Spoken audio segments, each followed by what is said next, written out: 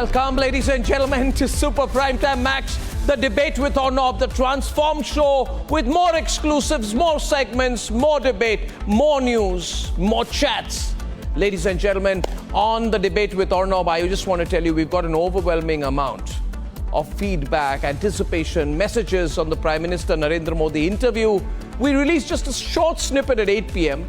And before I lead on to the next short snippet, I want to tell you my takeaways. I won't give it away because we are keeping the suspense going for tomorrow's full episode play out, of course.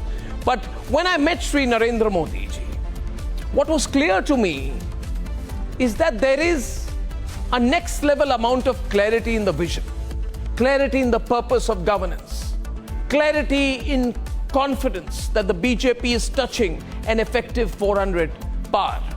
Having had the privilege of having several interviews with the Prime Minister over the years, over the last 20 years and more almost, and quite a few over the last 10 years of his Prime Ministership, this one is exceptional because most importantly in this interview you will get a solid picture of the issues on which the Prime Minister is seeking this third term mandate. Before the 100-minute plus interview, I could snatch maybe 10 minutes of an informal conversation with him on the lawns of 7 Lok Kalyan Marg on a warm Delhi morning in May. Here are some clips of that, then we'll continue the show tonight.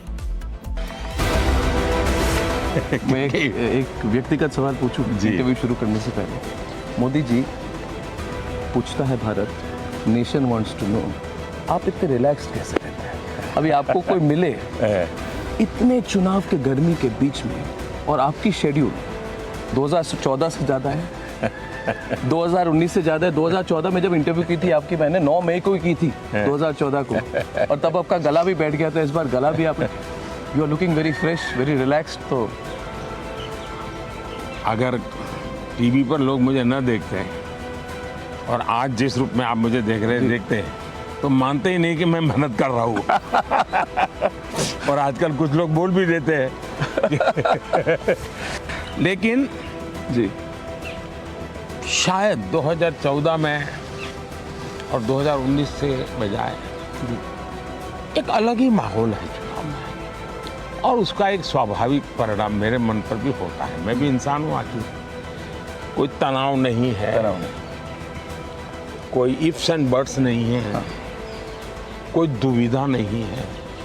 और मैं गुजरात में इतने साल रहा, लेकिन मैंने ऐसे चुनाव नहीं देखे। मैं सब चुनाव जीतता था, 2/3 बहुमत से जीतता था, लेकिन इतना, और इसलिए मैं कह रहा हूँ ये चुनाव मोदी निमित्त है, भारतीय जनता पार्टी की एक व्यवस्था है, लेकिन मेरे हिसाब से चुनाव देश की जनता ने अपने कंधे पर ले लिया। लेकिन जी, शायद 2014 में और 2019 से बजाय एक अलग ही माहौल है चुनाव में, और उसका एक स्वाभाविक परिणाम मेरे मन पर भी होता है। मैं भी इंसान हूँ, आखिर कोई तनाव नहीं है,